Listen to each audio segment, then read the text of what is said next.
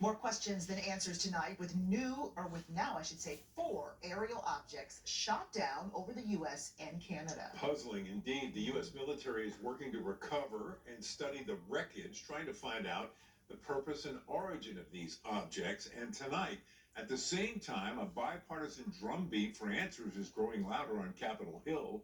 NBC's Alice Barr has the latest from Washington. Mounting questions today and growing demands for transparency after a busy and concerning weekend in the skies over North America. U.S. fighter jets shooting down 3 unidentified flying objects since Friday. Efforts are actively underway right now at all sites to find what is left of those objects so that we can better understand and communicate with the American people what they are.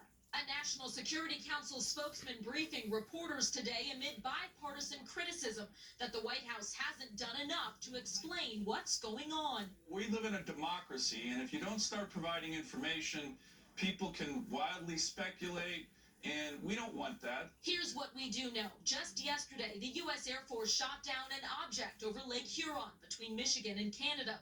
It follows similar incidents over frozen Alaskan waters on Friday and the Canadian Yukon on Saturday.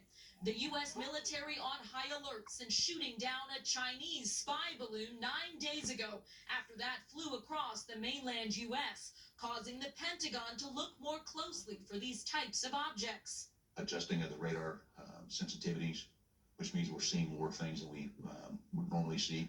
Officials say all 3 objects shot down over the weekend were much smaller than the Chinese spy balloon. They were unmanned and did not appear to be self-propelled.